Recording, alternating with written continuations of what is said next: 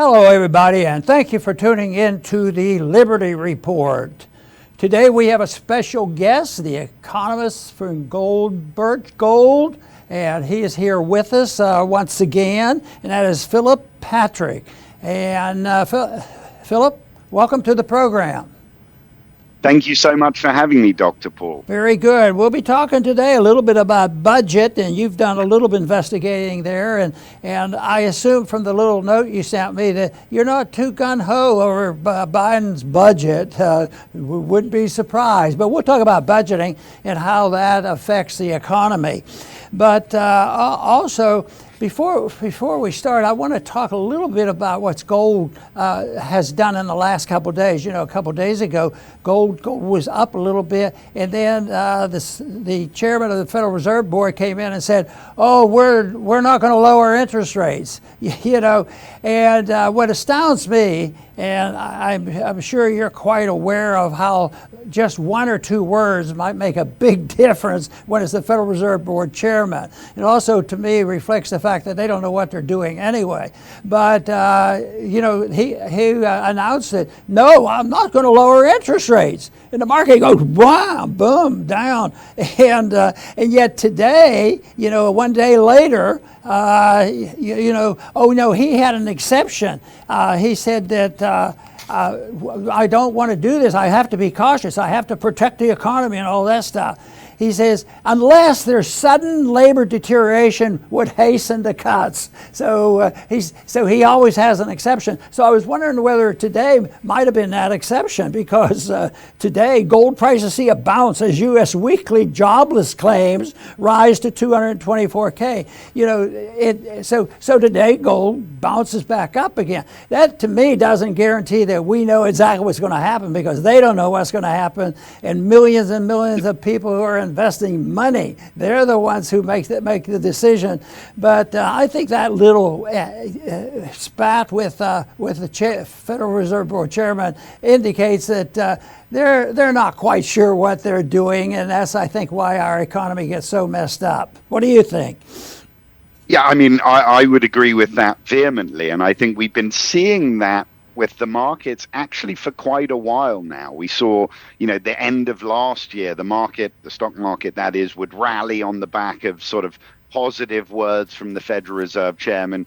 When they get a little bit more bearish, we'd see a collapse. And we're seeing the same thing now, right? End of last year, the Federal Reserve, at least in my opinion, got political, suggesting that they would lower rates heading into this year. Despite the fact that inflation was 50% above their target when they said it. And of course, we saw a rally on the back of that. But this in on itself, I think, is concerning behavior when we're seeing markets that are being driven not so much by fundamentals, but more by Federal Reserve minutes and sentiment. That in on itself, I think, is a concerning thing. But if we focus on the fundamentals, I think it, you know, spells very good long-term prospects for gold, given the nature of the problems that we have, right? We have inflation, which is sticky. We have recession on the horizon. And I think our biggest issue in the form of de-dollarization that's happening around the globe, these things, as negative as they are, bode very well, I think, for the longer term prospects. So we'll see volatility. I'm predicting it this year. Like you said, I don't know if the Federal Reserve really, they're in uncharted territory here. So I think we'll see volatility, but I think the fundamentals are still very, very strong for gold. You know, and there's another variable, and the Fed claims they have no control of this, but I say they instigate it, and that is dealing with the budget and the deficits. You know, so often when I was in Washington and the Federal Reserve Board chairman would be before the committee, I would ask him about this, and they usually deferred, you know, about the deficit. They usually deferred to the Congress. They spend the money and we have to do what they say. But the other way to look at that is the Congress does it because they're partners with the Federal Reserve, because they know the Fed is going to print the money. But they go back and forth, and they leave out the people who suffer the consequence, because long term, you know, the people will have to pay for it. But there has been budget discussion, and I sat through those things for many years, and really it didn't take long for me to come to the conclusion. It's all talk. It doesn't give a budget that they live by. It has nothing to do with a business person that has to deal with a budget. And they talk about this. They can change it. They can increase it. They can always have emergencies. But what are the numbers this year? I guess they didn't cut very much, or not even pretending to cut anything, because if they're pretending to cut, I probably wouldn't believe them anyway. It was more of the same, quite frankly, and we're getting a lot of rhetoric from the administration, and I would argue some gaslighting as well, but the numbers really don't support it. I mean, the introductory message for the budget suggested, and this was a direct quote, Biden said, "Throughout, we have delivered on our commitment to fiscal responsibility, cutting the deficit by more than 1.7 trillion in the first 2 years of the administration." But, fiscal responsibility sounds impressive, but I'm not sure it's the reality of the situation. I think a quick look at the numbers really dispels the notion. Over the next 10 years, from 24 up until 33, the total deficit is projected at 17.16 trillion. There will not be a single year in which the deficit will be less than $1.5 trillion. And that's all assuming that there are no intervening wars, recessions, or other spending sprees in that time period. But to think about that for a moment, right? Responsibility is now defined as spending at least $1.5 trillion more than the government extracts in revenue every single year for the foreseeable future. Federal spending is now projected to grow from 6.9 trillion in 2024 to over 10 trillion in 2033. So the one thing that's clear, there isn't a plan in mind, and spending is the name of the game moving forward, and I think that just ends very poorly without a sharp change in direction. We all talk about, and the people are becoming aware of it, and even the average pundit on TV knows that there's a big debt. It's $33 trillion, and there is a how's it ever going to get paid? But then they go and do the same thing again, because it isn't one party. You could say, well, it's only the Democrats that spend the money, but the record shows that it is a bipartisan thing. So when people cry out, what we need is more bipartisan, I said, well, so far we have too much bipartisanship, because they're the ones who finally passed the budget, and they endorse all this activity. They endorse this foreign adventurism. So I think that bipartisanship is a big deal. But the one thing they don't talk about a whole lot, I think is very significant, because this will be the bottom line, because it depends on other factors, and that's the unfunded liabilities. And there are some predicting now that Social Security is going to be in real trouble, in less than 10 years, and maybe sooner. And I don't think they can predict exactly when, because if there's a big dip in employment, the cash flow is different, but there's so many variables. But what about this unfunded liability? Does a number come to you about what people, because I see different numbers referring to how much we really owe. If you were a business and just because it wasn't funded and you owed the money, it would be a significant number. But that number has to be huge as well. It is. We hear varying numbers, of course. I think over $100 trillion. The reality is, I don't see how we pay our unfunded liabilities in the situation we are, particularly in a climate of mounting debt and mounting debt service. You mentioned Social Security. Debt payments last year were essentially the same as Social Security outlays. So the reality is there isn't a plan. There isn't really even a plan to pay for, the budget shortfall, right? Biden's talking about taxing, right? He's saying wealthy corporations and individuals aren't paying enough taxes. So the solution is to tax them more. But even by, the administration's own numbers on increasing taxes, it would bring in about $120 billion in extra revenue. Furthermore, the 10-year deficit projections include these increase in taxes. So, we've got about 6.6% of deficit reduction over the next decade, where is the other 93% of the money coming from? Presumably that money will be borrowed. So, there isn't a way to meet our unfunded liabilities. The direction we're heading now is to amass more debt, and any student of history understands how that ends for empires. It always ends in the same way. Yes, and some days I think about this and worry about it, but also I'm very realistic on what's going to happen, and what they say doesn't count very much.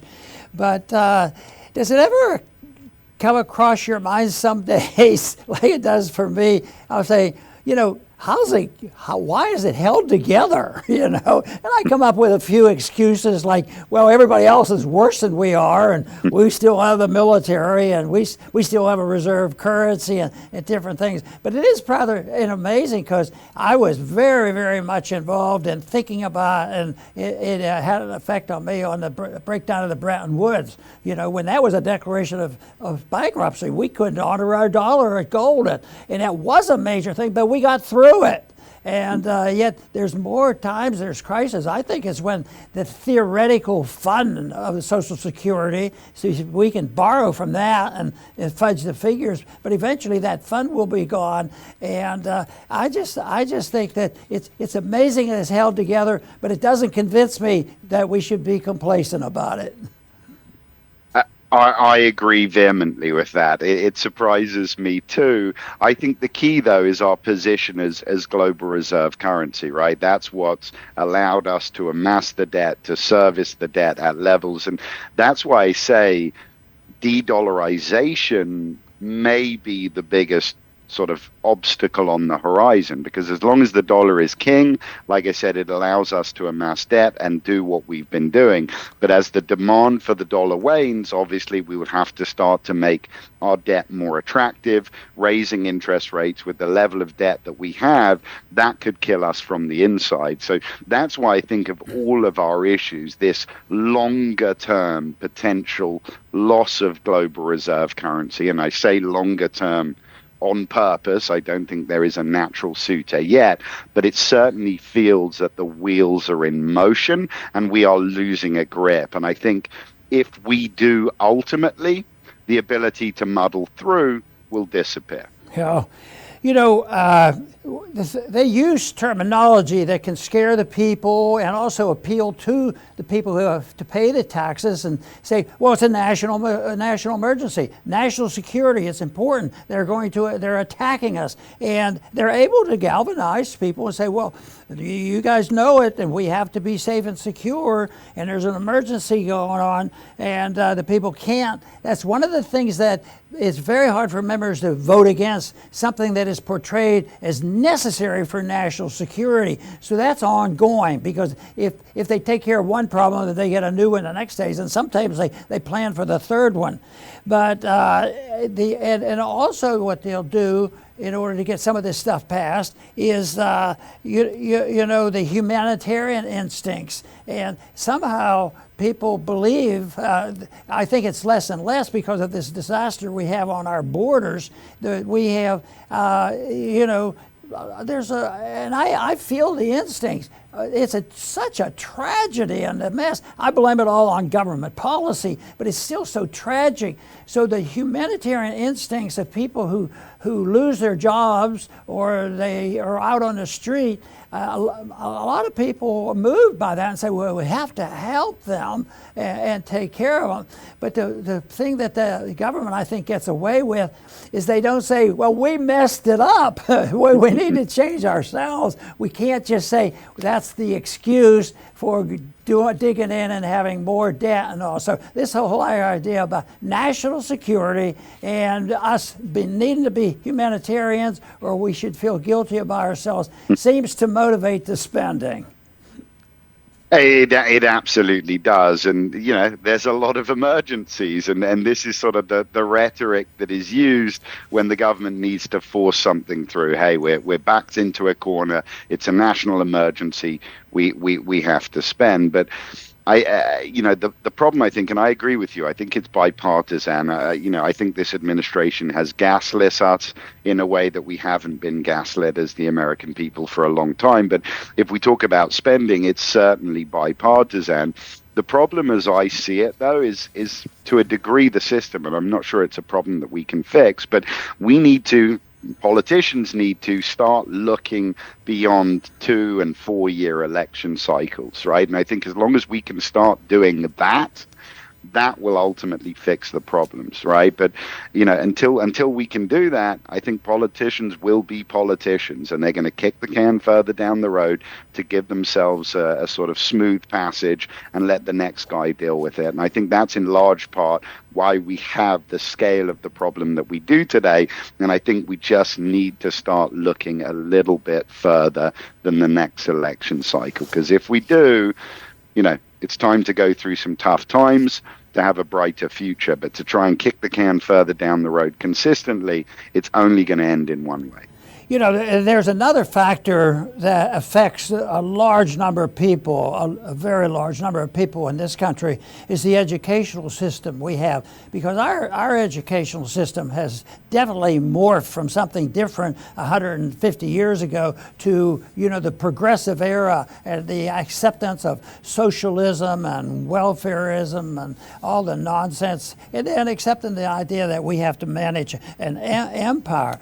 But in Congress, I enjoyed talking and trying to understand how the other side thinks about it.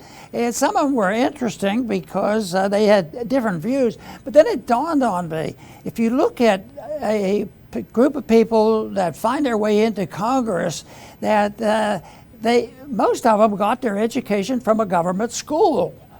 And most of them learned Keynesian economics. Mm-hmm. They're not going to, think about free market economics. I mean, there are bits and pieces that have come together and it's out there. And I think there's some background going on right now that, in spite of the fact of the shrinkage of some of our civil liberties, I think there's still, you and I get to talk on a program. We don't have millions of people, but at least we're able to do that. So I think it's out there, and there are educational groups that participate in talking about economics in a different way, and talking about sound money.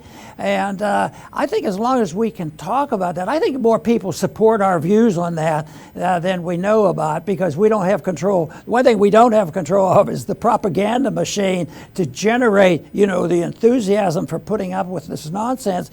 But I think people are getting tired of it. I think, just like COVID, all that aggressive attitude about how to regulate people finally woke up and said, we don't like this stuff. We don't like the lockdown. So I always try to put into my thoughts, where are things positive. And, in the one other area that you and I talk about a lot is, yes, you have to do that in a general sense of education, but you also have to do that to prepare, if it is true that this is a serious, serious problem, that we like to participate in talking to people what they can do financially to be able to protect themselves on what is coming. And we can always hope it won't get as bad as some of us think it's going to be. But I think that's important as well. And that's one reason why we work together with Birch Gold.